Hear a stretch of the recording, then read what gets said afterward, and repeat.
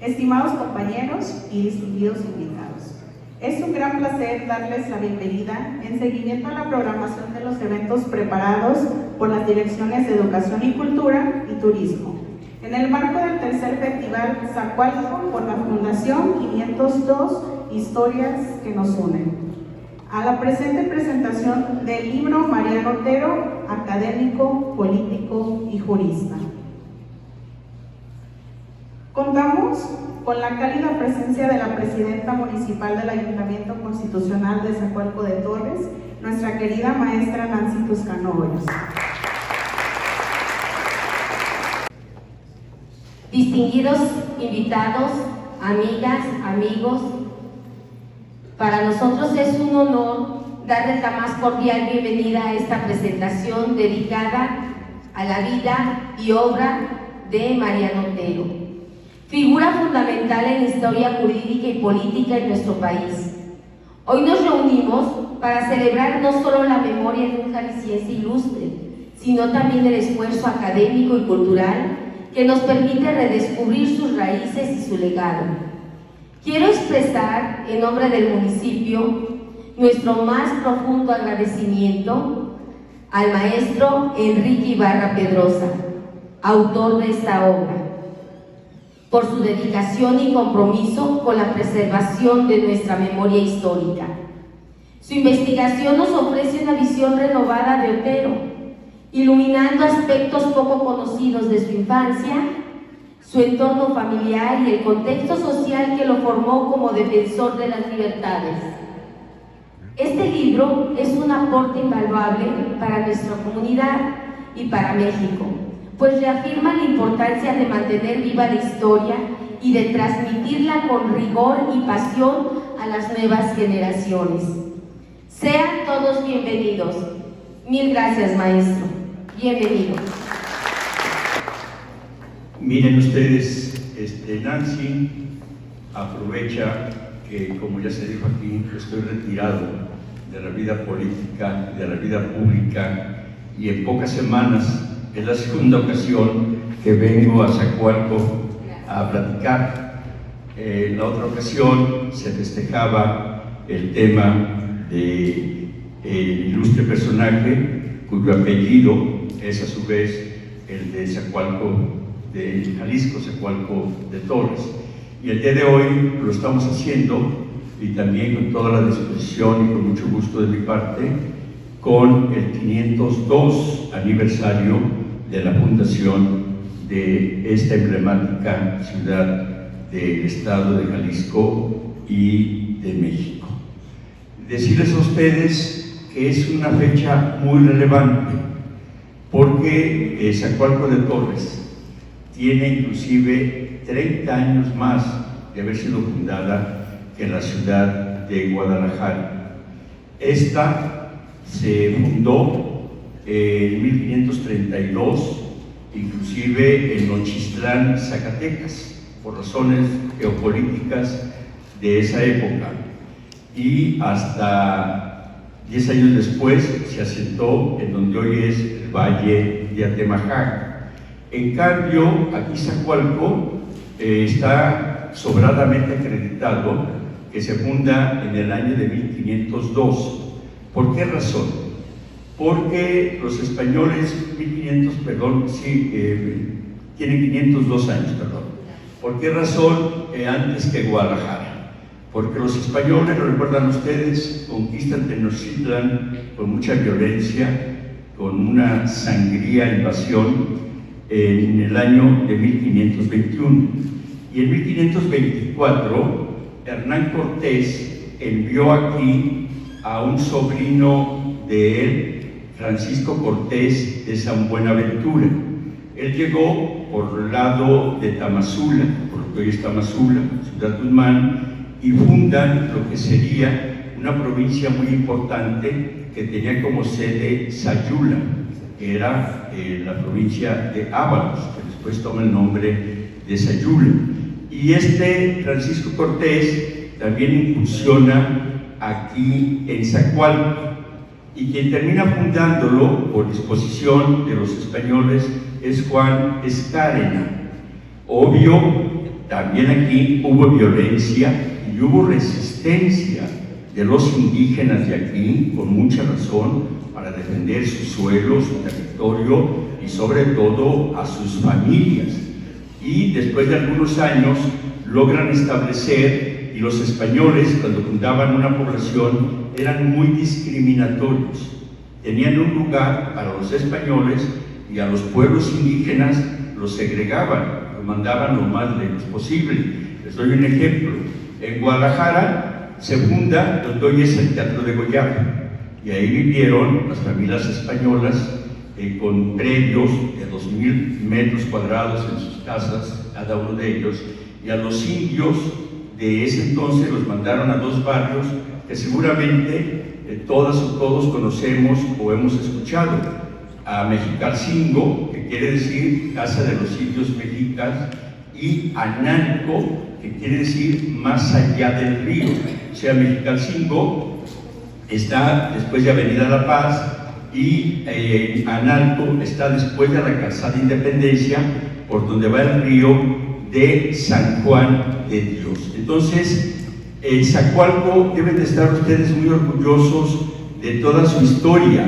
Y aquí los españoles establecen 2 barrios, uno para los españoles, que se conoce como el barrio de Cruz Verde, y otro para los indígenas, que también se conoce muy bien, que es el barrio de Las Cebollas, que también existe esa nomenclatura. Entonces hay que estar muy orgullosos quienes vivan en el barrio de Las Cebollas, en el barrio de Cruz Verde, por supuesto también, porque simbolizan y emblematizan el nacimiento de Zacualco.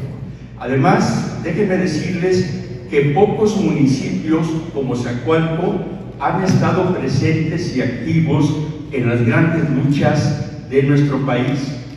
¿Qué ocurrió, por ejemplo, en la independencia? Todas y todos ustedes lo saben mejor que yo. Aquí, ¿por qué se llama Zacualco de Torres? Porque 3 años después de la independencia, el Congreso aprueba en 1824 darle el apelativo y le ponen Zacualco de Torres por José Antonio Torres. Y todos lo sabemos, él tuvo un papel fundamental para la independencia, porque eran los años más difíciles, cuando empezaba la gesta libertaria, y él le ofrece sus servicios a Hidalgo. Él había nacido en lo que hoy es el municipio de Manuel Doblado, en Guanajuato, y Hidalgo, que ya había tenido algunos tropiezos, le pide que venga a esta región de la Nueva Galicia para desde aquí hacer la presión y la lucha por la emancipación. Triunfa José Antonio Torres, vence al que le mandaron de Guadalajara, que no tenía mucha experiencia militar. Tampoco José Antonio era militar de carrera, pero tenía más instinto y sobre todo más corazón y más afán de defender su suelo, y vence a Gómez Villaseñor. Y no solo eso, sino que se va a Guadalajara y toma la ciudad de Guadalajara. Y él es, como dirían hoy, la tabla de salvación para Hidalgo, que había tenido un tropiezo muy serio en el Monte de las Cruces, en las cercanías de lo que hoy es Toluca, y estaba en Morelia, pero en Morelia no despertó mucha inquietud ni mucho fervor Miguel Hidalgo. Y entonces Torres invita a Miguel Hidalgo a que se venga y se establezca en Guadalajara. Y a finales de noviembre, el 24 de 1810, llega Hidalgo a Guadalajara. Y ahí es donde Hidalgo permanece 36 días, vive en Palacio de Gobierno e intenta darle cauce a la lucha de la independencia. Pero eso fue por José Antonio Torres. ¿Qué ocurre después? Hidalgo tiene el enfrentamiento con Calleja en el puente de Calderón, sufre una estrepitosa derrota, se eclipsa la independencia. Torres sigue luchando, es hecho prisionero y semanas después tuvo un martirio porque muere por la independencia. Y no solamente lo ahorcan donde hoy es el Mercado Corona, que se llamaba la Plaza Venegas. Después de ahorcarlo, le decapitan la cabeza y lo desmembran, o sea, lo parten en pedacitos. Imagínense nada más los rencores, el odio, la irracionalidad, y exhiben su cabeza durante semanas. Y después, Zacualco de Torres está presente también en la lucha del liberalismo, en la lucha liberal, en la guerra de los 3 años. ¿Por qué? Porque el sur era prioritario para el ejército de Juárez contener a los españoles y poder salir por Manzanillo, como a finales de cuentas ocurre cuando es perseguido por Miramontes, por el general Miramón, y en Zacualco se dan batallas también en favor de los liberales. ¿Y qué decir de la lucha de independencia? Fue de las zonas de mayor reclamo por la justicia agraria, por las luchas agrarias. No en balde, a la entrada de Zacualco, desde hace décadas, está Emiliano Zapata, su busto monumental aquí sobre la carretera. Entonces, tengan ustedes mucho orgullo de ser hijas, hijos, vecinos de Zacualco de Torres, como los jaliscienses nos sentimos agradecidos con la memoria de la lucha de Zacualco de Torres. Enhorabuena por ello. Ahora bien, el libro de Mariano Otero. Nuestro amigo Axel, joven estudiante preparatoriano, hizo una buena sinopsis del mismo.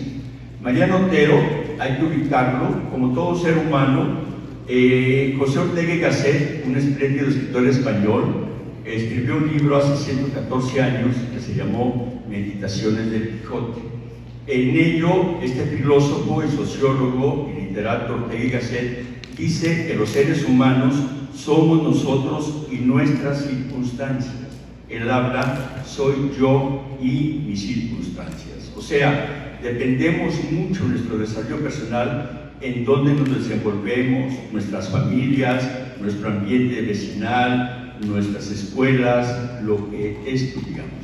Y Mariano Otero es parte y es fruto también de ese contexto. Otero nace el 4 de febrero de 1817.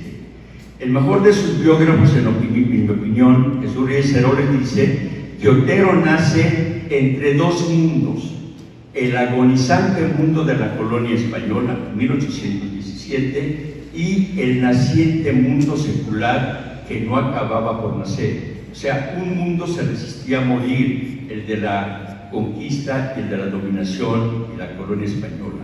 Y el otro, el secular, el liberal, no acababa de nacer, se da hasta 1821. Y dice Reyes Heroles, cuando un hombre nace entre 2 mundos, cuando un hombre nace entre 2 mundos, tiene o llega demasiado tarde o llega demasiado temprano. Otero encuadra en la última clasificación, nace muy temprano.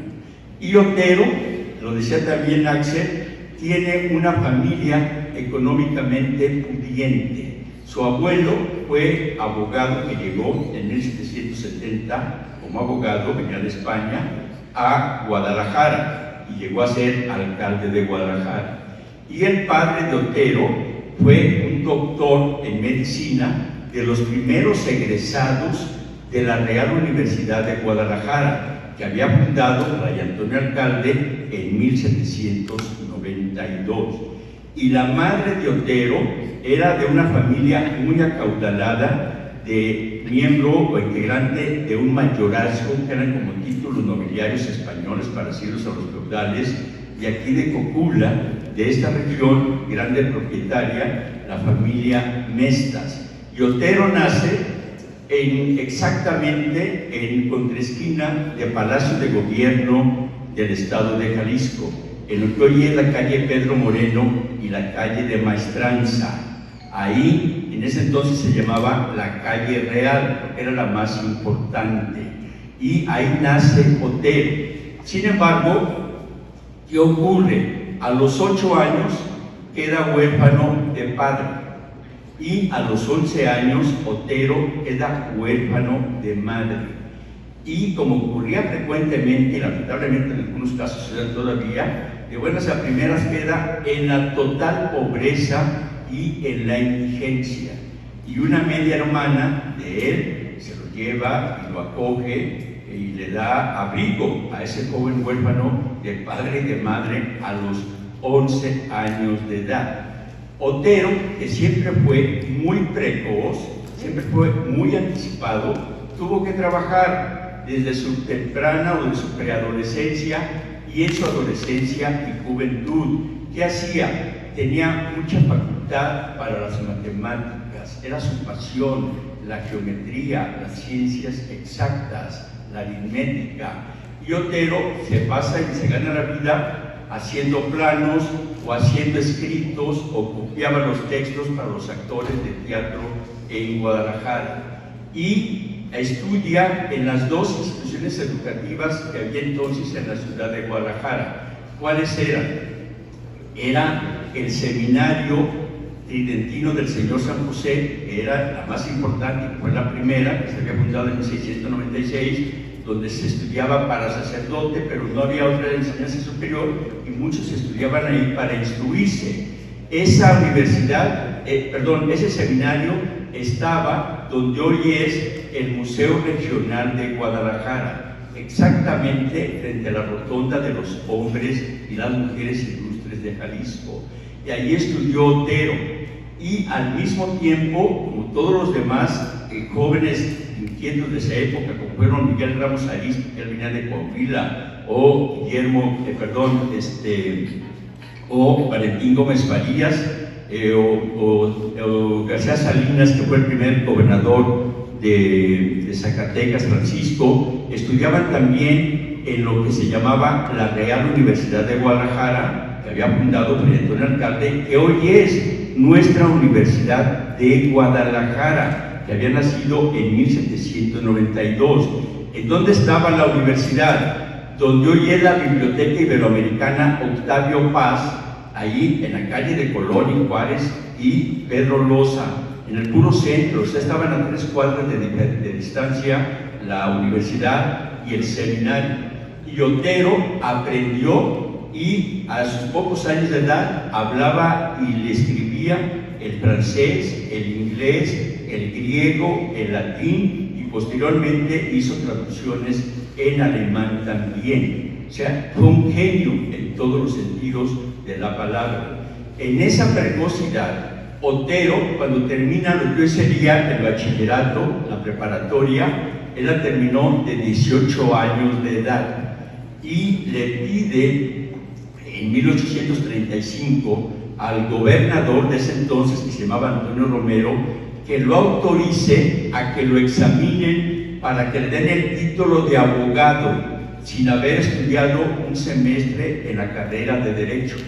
El gobernador autoriza, porque era conocida su brillantez, y lo examina Dionisio Rodríguez, lo examina Luis Verdilla y lo examina Gutiérrez Mayel, que eran los profesores más acreditados y de mayor sabiduría en ese entonces en Guadalajara, a los 18 años de edad, sin haber estudiado la Facultad de Derecho.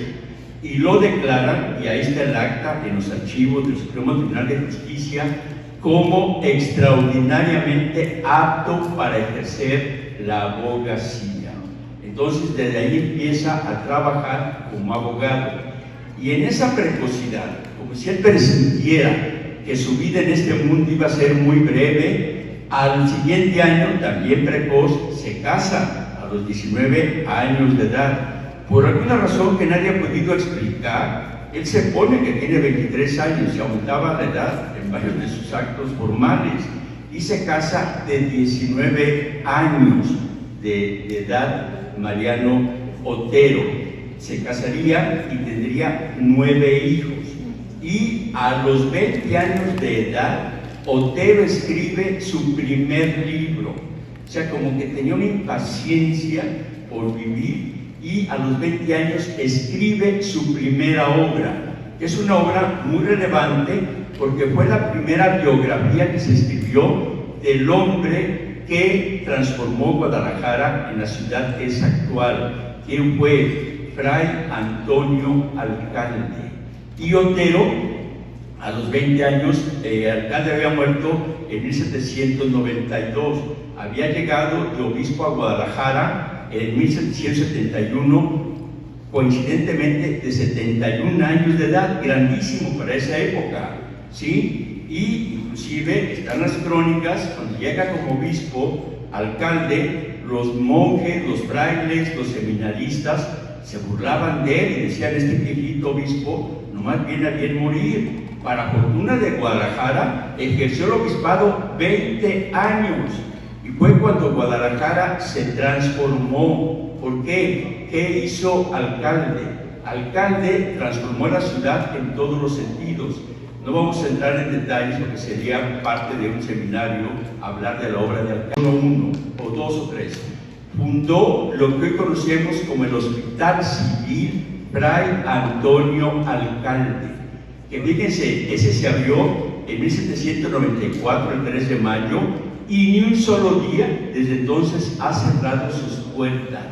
¿Y por qué hizo ese hospital Fray Antonio Alcalde? Y además de su dinero, y todo eso lo narra Otero, porque Guadalajara tuvo una peste en 1786-87, la más grave que ha tenido Guadalajara.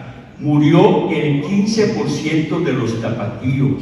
Guadalajara tenía 24.206 habitantes y murieron 3.526, el 15%.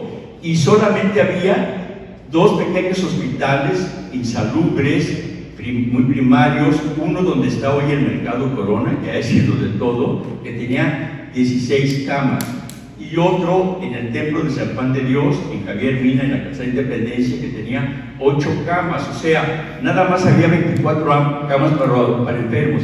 Y Alcalde, cuando hace el actual hospital, lo hizo para 1,000 camas. Es como está ahorita. Un día, aunque no requieran, y creo que no requieran los servicios, visiten ese gran hospital que rehabilitó Alfaro en el pasado gobierno. Y lo hizo con los componentes que tenían que tener los hospitales en esa época. ¿Por qué se llaman hospitales? Es de la palabra hospitalidad, porque la gente en esa etapa y en la Edad Media se enfermaba, llegaba a un hospital y se iba a morir, salvo excepciones. Entonces era darle la hospitalidad los últimos días de su vida. ¿Y qué tenían que tener? Aparte de las camas, que lo hizo para 1,000 camas en lugar de las 26, tenían que tener jardín botánico. ¿Por qué? Porque no había medicinas de laboratorio, todo era herbolario. Entonces, allí está el jardín, que está enfrente, a veces no muy aseado, por cierto, trajín que hay ahí, por muchas cosas, pero ahí está el jardín, que hoy se llama Cigales, porque ahí nació en España Alcalde. ¿Cuál era el tercer componente de todo hospital en esa época? ¿A qué recurre la gente cuando tiene a alguien grave o tiene una esperanza de que se alivie a alguien querido? Los que son creyentes, a Dios, a la divinidad.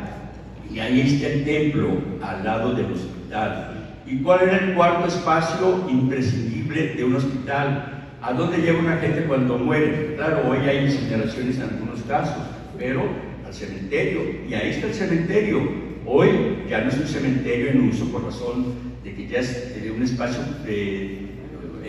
un inmueble de carácter cultural, ya no tiene espacios, porque es el cementerio de Guadalajara. Y la otra gran obra que hace Alcalde es lo de la universidad. Entonces, este primer libro de Otero es la biografía de Fray Antonio Alcalde. Y ahí enlista, y Otero dice: el obispo de su dinero tuvo ingresos como obispo, porque entonces, ¿quién cobraba los impuestos? No existía la Secretaría de Hacienda, ni había el SAT, que todo el mundo le tememos o no queremos recibir ningún requerimiento de la autoridad hacendaria. Los impuestos los cobraba la Iglesia Católica, ¿a través de qué? De los diezmos. Y al obispo de la diócesis correspondiente, de lo que se recaudaba, le tocaba el 25%. Cuando llega Alcalde, lo primero que hace es combatir la corrupción, porque había mucha corrupción en el manejo de los diezmos por parte de malos presbíteros. Y en los 20 años que estuvo Alcalde, a él le correspondieron 1.094.206 pesos, eran de él. y además con un valor muy distinto a nuestra cotización actual, eran miles de millones de pesos, y todo lo hizo en obras de generosidad, de altruismo o de apoyo a las clases necesitadas. Entre otras cosas, construyó 156 casas con sentido social frente al Santuario de Guadalupe, ahí por la avenida Paseo Fray Antonio Alcalde, para gente pobre, porque fue el primer desarrollo con sentido social de casas. Eso lo hizo Fray Antonio Alcalde también. Y en su testamento nomás dejó para sus gastos, que le llaman, en el caso de los obispos, expolios, o para alguna emergencia que hubiera, 198 pesos. No tenía joyas, y así lo dice Otero, nunca lució prendas de oro ni de plata, tenía un camastro como dormitorio y además era de frugalidad para él comer. Entonces, esa es la primera obra que hace Mariano Otero, a los 20 años de edad. Luego, ¿qué ocurrió? Luego, Otero fue también un hombre de ideas y de práctica política. O sea, hay gente que en la construcción de teoría, que es muy válido, pero lo mejor es combinar la teoría y la práctica política, y eso hizo Otero. Y Otero, siendo muy joven, se postuló para candidato, para vocal de la Junta de Gobierno del Estado, y las primeras 4 elecciones las perdió. No eran elecciones como ahora de carácter popular, eran elecciones entre pocas gentes, pero Otero perdió las primeras 4 elecciones. Pero lejos de desanimarse, ahí mostró su temple. Cuando pierde las elecciones, su preceptor lo designa para que diga el discurso de 1841 del 16 de septiembre sobre la independencia, y ahí Otero hace un gran discurso.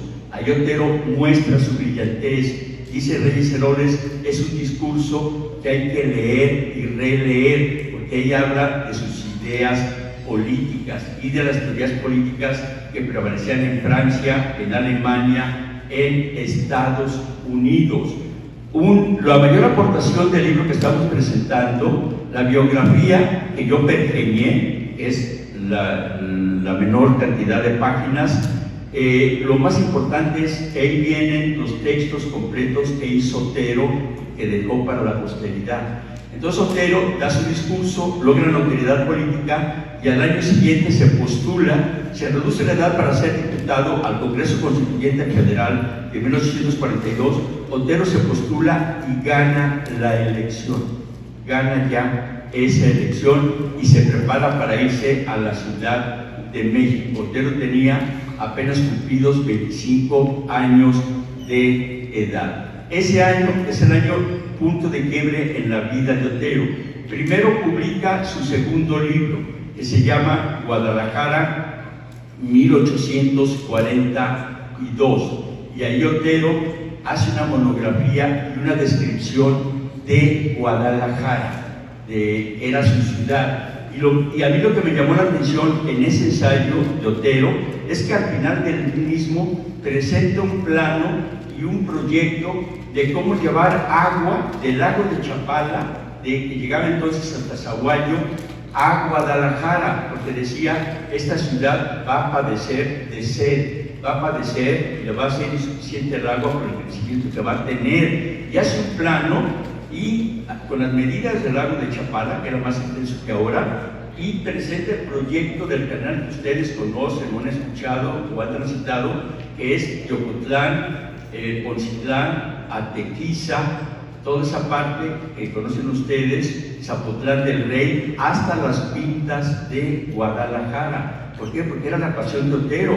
las matemáticas, la geografía, la geometría. Y Otero, en ese mismo año, además de ganar la elección, hace un ensayo extraordinario que se llama, es un escrito que es seguramente el de mayor profundidad, ensayo sobre la verdadera situación política, económica y social que se agita en la República Mexicana. Tiene un título muy largo, se llamaba, y era la visión de Otero a sus 25 años sobre México. ¿Qué dice Otero en ese ensayo? dice: no es posible que después de más de 20 años de vida independiente estemos fracturados como nación, que no nos hayamos constituido como tales. ¿Por qué? Dice: porque los partidos, el partido conservador del orden o reaccionario y el partido de los liberales radicales, de los demagogos, se sienten dueños del país y se la han pasado peleando entre federalistas y centralistas recalcitrantes unos y otros. Dice: esa no es la forma de construir este país. Dice: nosotros tenemos muchos problemas. Y Otero, en ese libro de 1842, ¿de qué habla? Habla de que la sociedad de México vivía en una lucha de clases entre los poseedores de la propiedad y los desposeídos, entre los que tenían todo y los que carecían de todo. Y habla por vez primera, fíjense, por vez primera, inclusive 6 años antes de la publicación del libro de Carlos Marx y de Federico Engels sobre el manifiesto del Partido Comunista, Otero dice: en México existe una lucha de clases y en México existe el proletariado rural, que era el más numeroso, los pobres del campo, que no tienen nada, que no tienen ni vivienda digna, o ni tienen vivienda, ni vestuario, ni comida de vida, y están en la pobreza. Y ellos hicieron la lucha de la independencia,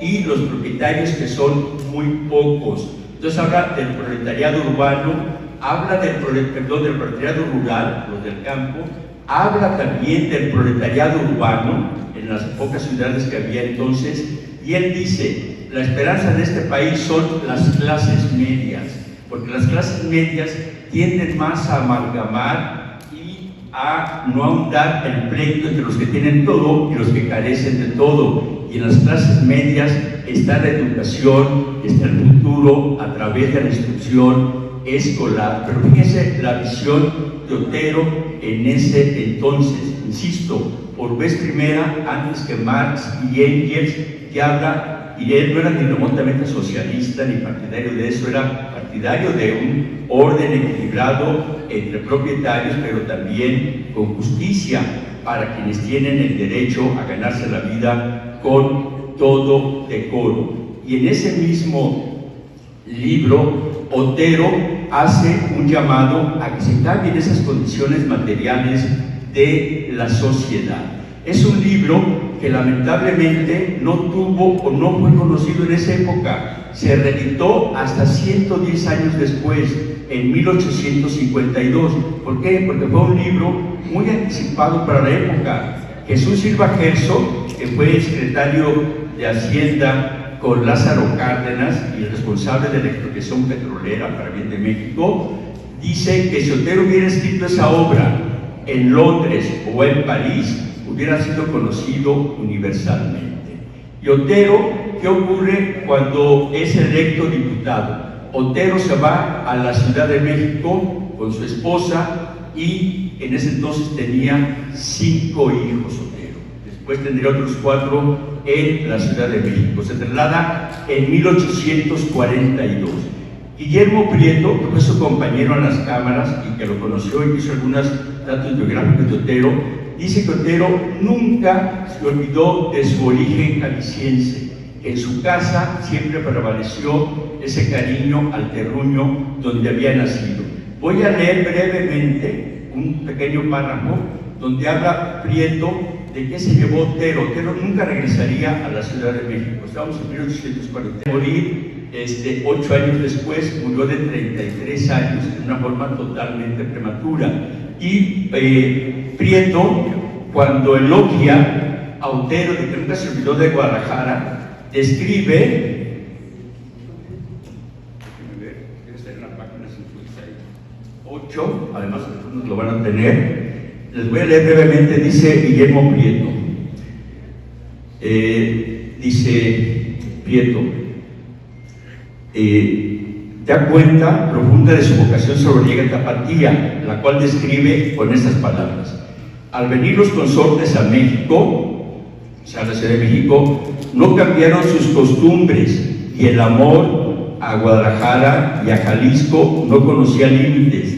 Había en su casa retratos perfectísimos de Tonalá en las salas, figuras de China y de Bagres, panelas y asadoras, cecina y banquitos, es un término muy singular, con mezcal de tequila y equipales en los corredores, y en su caso se menciona lo que es hoy un bien extraordinario y culturalmente muy reconocido, los equipales. Lo del tequila, el mezcal que dice se refería al tequila, pero bueno, esa es la descripción que hace Otero. Para concluir, lo de Otero en el 42, en esa etapa, él llega al Congreso Constituyente. ¿Cuál era la disputa en ese Congreso? Si México adoptaba la forma, si seguía siendo centralista, que era entonces, o asumía el sistema federalista. Otero era liberal moderado, y Otero tiene una participación en la Cámara que sería memorable. Es una intervención. Otero habla el 8 de noviembre de 1842 y dice un discurso donde hace un llamado a la unidad nacional. Dice: el problema y la causa de la grave crisis económica y política, la inestabilidad, la corrupción, es que los partidos se sienten dueños de la nación, y ningún partido, así sea el que gobierna, debe de sentirse propietario, porque se debe de cuidar el bienestar de las y los mexicanos. Y hago un llamado a que construyamos unidad en lo fundamental. O sea, ¿qué temas no habría que discutir? El derecho a la libertad, el derecho al estudio, el derecho a la alimentación, el derecho a ser postulado y a tener elecciones populares. Todo eso lo menciona Otero en ese discurso.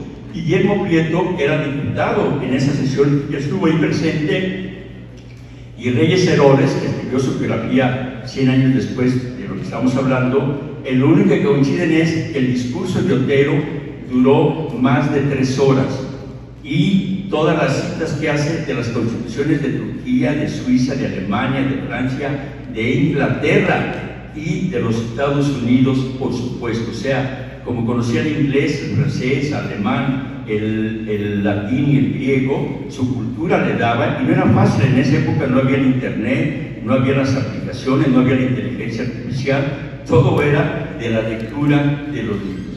Ese constituyente fracasa, no llega a nada. ¿Cuál es la consecuencia? Como Otero protesta en contra de Santana, que era el presidente de la República, Antonio López Santana, para variar. Santana nada más fue presidente en este país 11 veces diferente, nada más 11.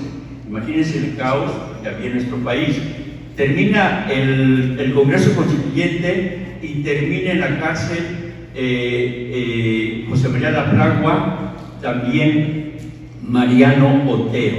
Otero va a dar a la cárcel, y la cárcel no era una cárcel donde los derechos humanos intervinieran o que se garantizara la vida. Acuérdense del lema para los enemigos políticos era destierro o entierro, encierro, destierro o entierro.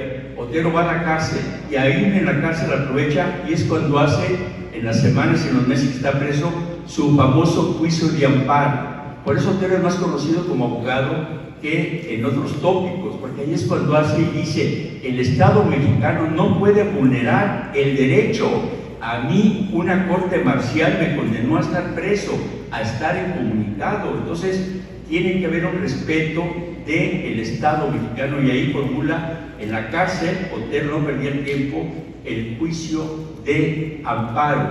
Y por si fuera poco, ahí construye un sistema carcelario, y dice: la cárcel no debe de ser para humillar, no debe ser para vejar, debe de ser para reinsertar. Y toma los modelos de las prisiones, sobre todo de Filadelfia y de Illinois, de los Estados Unidos, y presenta un proyecto panóptico para las prisiones, que es que el reo tenga luz, tenga ventilación, pueda salir a tomar el sol y a la vez estar vigilado. Ese fue el pasaje de Otero. Para concluir, el último punto. Otero después queda en receso político, se viene el Congreso Constituyente del 47, Otero vuelve a ser diputado, antes ya había sido senador y es diputado, y en ese Congreso es cuando se da la invasión de los Estados Unidos. Otero es la estrella en este Congreso, tiene 29 años de edad y logra imponer su voto particular y se acuerda la nueva Constitución, que se denominaron las Actas de Reforma de 1824. ¿Sí? O sea, restituir la Constitución del 24. Y ahí, ¿por qué aboga Otero? Aboga por la libertad de pensamiento, la libertad de expresión, la libertad de asociación, la libertad de hacer partidos políticos, la libertad y el derecho de propiedad. Y subrayo otra vez el amparo que debe tener la justicia y el respeto por la dignidad y la libertad de las personas. Y mientras estaban discutiendo la Constitución, Otero hace un llamado. Estamos en México en agosto de 1847 y Otero dice: tenemos al enemigo cerca de la ciudad de Puebla. ¿Quién era el enemigo? Los Estados Unidos, la guerra con los Estados Unidos. Dice, no solamente se quieren quedar con Texas, quieren las Californias, quieren Arizona, quieren Nuevo México y definitivamente quedarse con Texas y con Oregón, que también era parte de México. Dice, si no nos unimos, no es posible que un ejército de 11,000 extranjeros nos venzan a millones de mexicanos si no tenemos cohesión. ¿Qué ocurre? El 15 de septiembre de ese año, imagínense el contraste, que festejamos el 15 de septiembre, la independencia. Ese día, ¿qué bandera ondeó en Palacio Nacional? La bandera de las barras y las estrellas, la bandera de los Estados Unidos. ¿Qué ocurre entonces con el Congreso y con el gobierno? Se trasladan a Querétaro, no podían ya seguir en México. Y se vienen los alegatos para la rendición de México y la entrega de más de 2.5 millones de kilómetros cuadrados. Otero, a la sazón, es senador de la República. Y Otero fue uno de los 4 senadores nada más que se opusieron y que votaron en contra de la rendición con los Estados Unidos.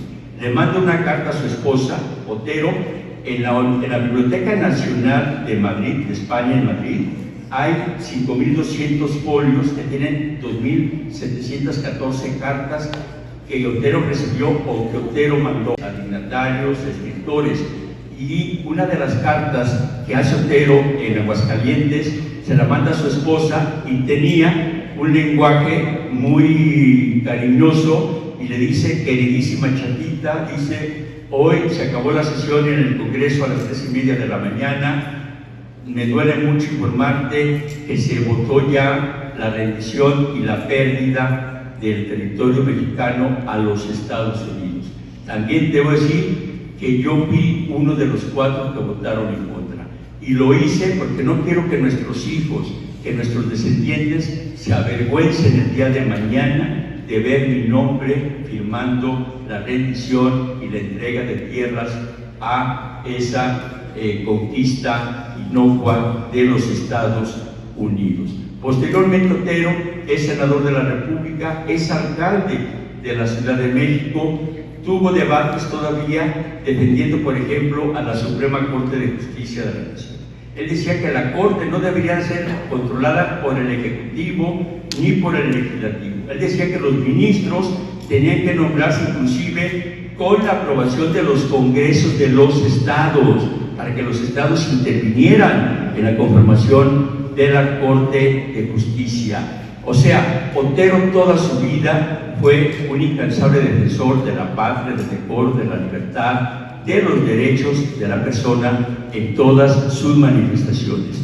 Es 1850, 30 de mayo de ese año.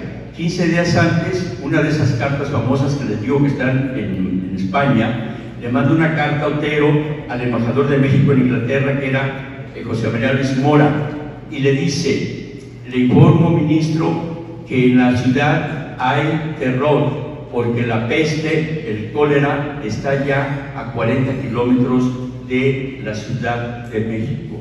Ojalá no cause estragos. Él presidía el Senado. Llega el último día de mayo de 1950 y le dice a su esposa, llama al Padre León, era muy religioso, inclusive él recibió una condecoración del Vaticano el año previo por algún alegato internacional que Otero aportó ideas y la defensa también al Vaticano, y le dice, llama al Padre León, o sea, para confesarse, y al notario. Entonces Otero muere esa noche de cólera y muere en la madrugada del día primero a los 33 años de edad. Luego sus amigos tuvieron que juntarse para ayudar económicamente a la familia, porque Otero nunca se distrajo en cuestiones de enriquecimientos indebidos, ni mucho menos, y tuvieron que ayudarle, y el Congreso de Jalisco acordó una pensión de 100 pesos mensuales para la viuda y los hijos de Otero durante 10 años para su sobrevivencia. O sea, Otero, en una vida tan breve, nos deja todo un cúmulo de aportaciones, no solamente en la vida institucional, sino en nuestra vida de libertades, de independencia, de valores, de sobriedad, de honestidad, como servidor público. Y hoy Otero tiene mucha vigencia. ¿Cuál es el alegato ahora? Que si el poder judicial, que si el poder legislativo, si la preeminencia de un poder sobre los otros, la fractura que vive el país, no podemos soslayarla también. Otero siempre propuso como parte central que hubiera unidad en lo fundamental. A nadie se le puede imponer creencias religiosas, a nadie se le puede imponer ideas políticas, a nadie se le puede imponer ideas o nomenclaturas partidistas, y tiene que haber también posibilidades de que los jóvenes se desarrollen, construyan una perspectiva que les dé solidez y que la comunidad tengamos ambientes muy distintos. Esa fue la lucha y sigue siendo por eso vigente todo el ideario de Mariano Otero. Les agradezco de veras toda su paciencia, haber soportado mi excesivo monólogo, pero había que rendir homenaje a Zacualco de Torres, a sus fundadores y por supuesto también a mexicanos excepcionales como Mariano Otero, que en 33 años de vida nos dejó muchas lecciones que todavía tenemos que secundar y que compartir. Muchas gracias.